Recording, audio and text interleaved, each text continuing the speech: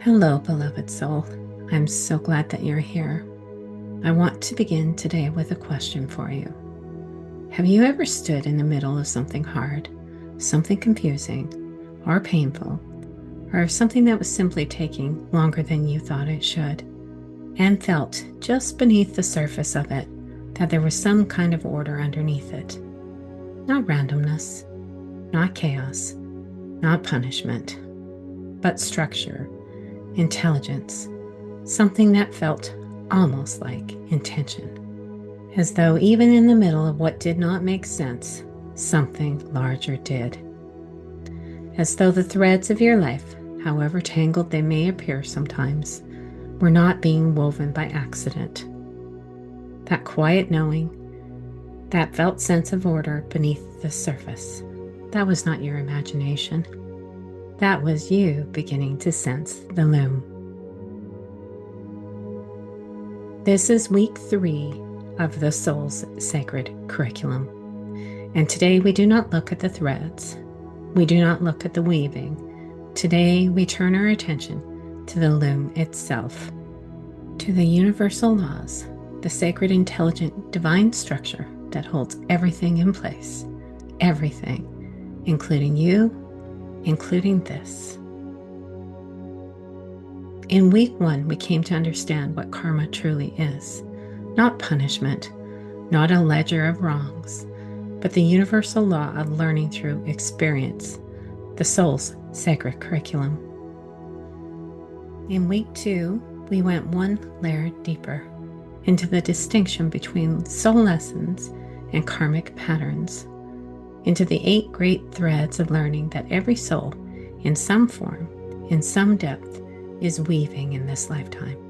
And now, week 3, because karma does not operate alone. Karma is not solitary. It does not move through our life in isolation, disconnected from everything else. Karma is part of a larger system, a living, intelligent, divine system that has always been here, governing the way energy moves, the way healing happens, the way experience unfolds. We call these universal laws, and here is how I've come to understand them. The universal laws are the loom, the sacred structure that holds all the threads. Karma is the weaving process, the way the threads interact, create patterns, form something whole. Your soul lessons are the new threads being woven in. This beautiful, complicated, luminous life is the tapestry. And you, beloved weaver, you are learning to co-create with the divine, learning to work with the loom, not against it, learning to trust what holds you, even when you cannot see it. Today we will walk through 7 of these laws, not to memorize them, not to master them intellectually, but to recognize them, as you might recognize a language you have always known, but perhaps never had words for. The first law, the law of oneness. Everything is connected. Your healing heals the collective. Your wounding affects the whole. There is no separation, only the illusion of it. When you are sitting alone in the quiet of your own healing, in your grief, in your confusion, you may feel alone. You may feel as though what you are doing matters only to you. But beloved, this law says otherwise. When you heal a pattern in yourself, a pattern of unworthiness, of self-abandonment, of fear, you are not only healing it in you, you are healing it in your lineage, in the ones who carried it before you and could not put it down, in the ones who will come after you, who will not have to pick it up at all, because you wove something different. You are healing it in the collective field, in every soul who carries the same wound and has not yet found their way through. You are not doing this alone. You are never doing this alone. This is why your work matters so much, because you are a thread and every thread affects the whole tapestry. The second law, the law of vibration. Everything is energy in motion. Your thoughts, your emotions, your beliefs, all of it creates a frequency, and that frequency is like a tuning fork. It calls to it experiences and encounters of the same resonance. Here's where this becomes very tender and very important. You're not attracting experiences based on what you say. You are attracting them based on the frequency you are holding in your nervous system, in your body, in the quiet cellular places that the mind cannot reach with willpower alone. This is why healing the nervous system is not a peripheral concern on this path. It is central to it. Because if your nervous system is still vibrating at the frequency of unsafety, of unworthiness, of bracing, I must earn my right to be loved, it will continue to call in those experiences that confirm that frequency. Not because the universe is punishing you, but because the loom responds to the thread. And so the most profound act of conscious co-creation is this: to tend to the frequency of your own body, to soften the nervous system, to breathe, to return, and to allow safety to become the new vibration, not as an idea, but as a felt reality. The third law, the law of correspondence. As above, so below. As within, so without. Your outer world is always reflecting your inner world. The patterns you see out there in your relationships, in your work, in your family, are mirrors of the patterns in here. In your beliefs, in your wounds, in the places where something has not yet been held in love. This can feel at first like a heavy truth, like the world is pointing a finger.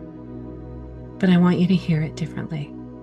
If the outer world reflects the inner world, then changing the inner shifts the outer. You do not have to fix every relationship, every circumstance, every difficult person or situation in your life. You have to go in. You have to tend to the inner mirror, and the outer world, slowly, quietly, in its own sacred timing, will begin to change in correspondence. The fourth law, the law of rhythm. Everything moves in cycles, expansion and contraction, light and dark, birth and death, the inhale and the exhale. Nothing is permanent. Everything flows. When you are in a season of contraction, of difficulty, of darkness, this law is the one I want you to hold closest. The contraction is not the end. The dark is not the destination. They are part of a cycle, and cycles, by their very nature, turn. The nervous system contracts before it expands. The wound tightens before it releases. The winter comes before the spring, and the spring, beloved, always comes. Trust the rhythm.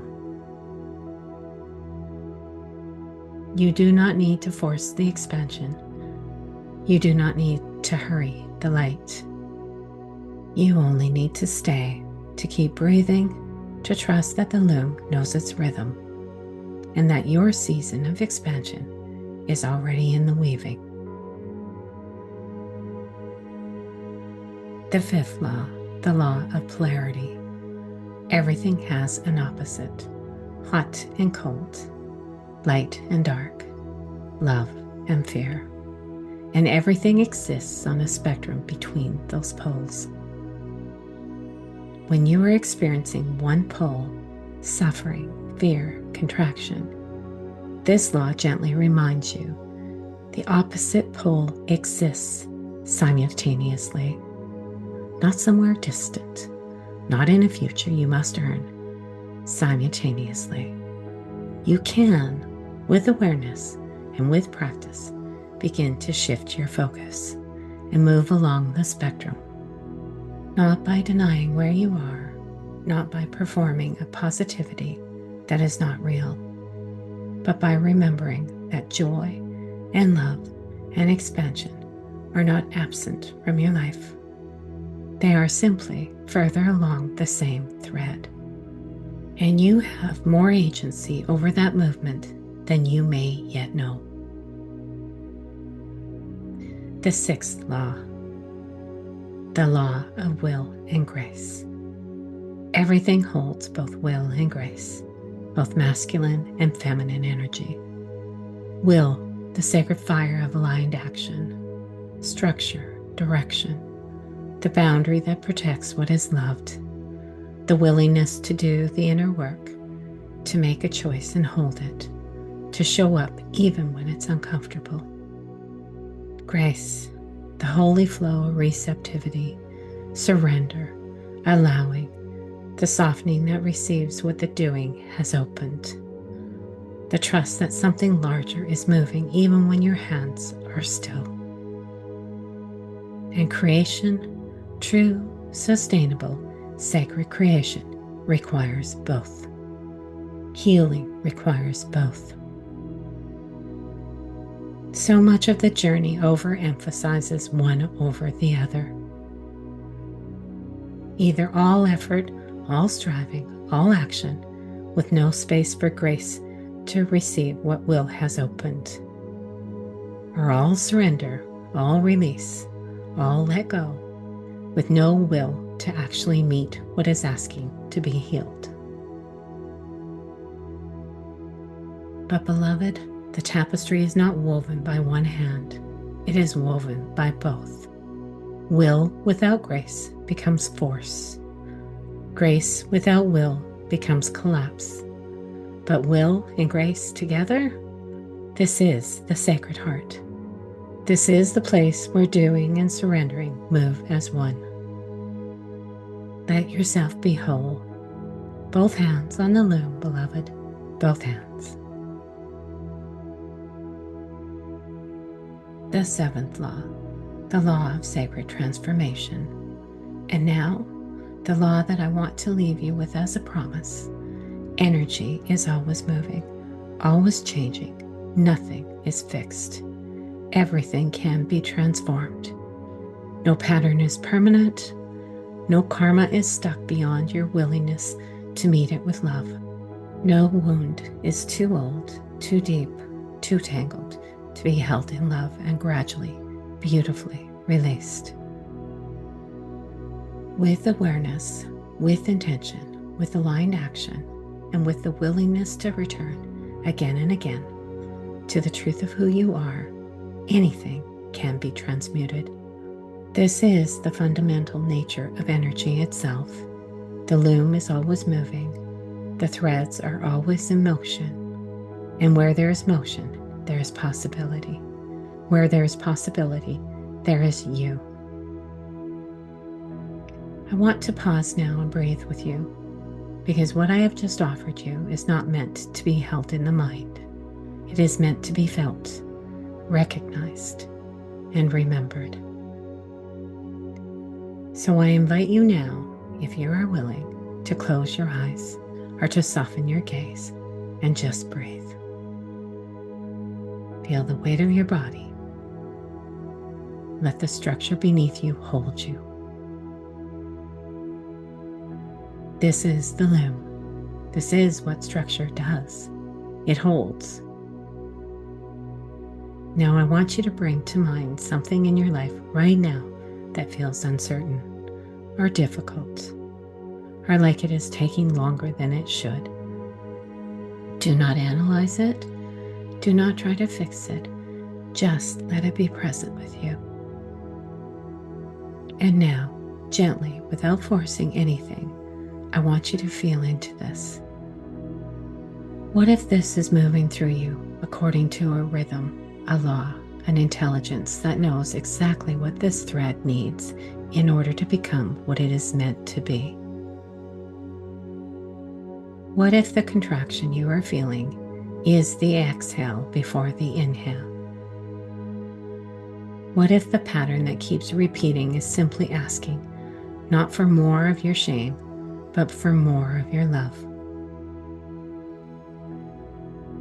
What if the loom has always been holding you, even in the moments when you could not feel it?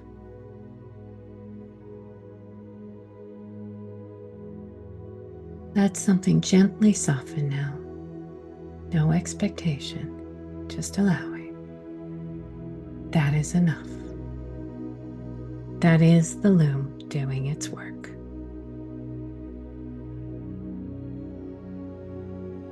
I want to leave you with this understanding. You are not at the mercy of these laws. You are not a leaf on the wind of forces you cannot influence. You are not powerless within the system. You are in partnership with it. The universal laws are the loom, the sacred structure that holds everything. But a loom without a weaver is only potential. You are the one whose hands are on the threads. You are the one choosing, moment by moment, breath by breath, how to meet what comes, whether to tighten or to soften, whether to push against the rhythm or to move with it, whether to vibrate at the frequency of fear or to tend with great tenderness to the frequency of love. And here is what 3 weeks of this curriculum have been building towards. Karma is not happening to you. The soul lessons are not against you. The universal laws are not above you. All of it, every thread, is with you in sacred, intelligent, loving collaboration with the truest part of who you are. The law of oneness says you are never alone in this. The law of vibration says, what you tend within, you call forth without. The law of correspondence says, the mirror can change when the one looking into it changes. The law of rhythm says, trust the cycle, the light is already turning. The law of polarity says, both poles exist, and you have more movement than you know. The law of will and grace says, bring both hands, act and receive, do and surrender. And the law of transformation says, and I want you to hear this one last time in the quiet of your own body, that everything can be transformed, including whatever you carried into this transmission today. You are a weaver, and the loom beneath your hands is made of love. And as you come gently back into this awareness of this space, I would love to leave you with one question that you can carry with you this week. Of the 7 laws, which one feels most alive for you right now? Not the one you find most interesting, the one that lands in your body, the one that created the slightest quickening, the slightest softening, or the slightest recognition when I named it. That is your thread for this season. Follow it gently. And if you feel called to walk this path in community, in living weekly practice of conscious weaving, the Woven Way is always open. The link is below. We gather every Sunday, and the space, as always, is tender. Take one last breath with me, in and out. The loom holds you, beloved. It always has, it always will. And with that, I send you love, I send you peace, and I send you blessings. Namaste.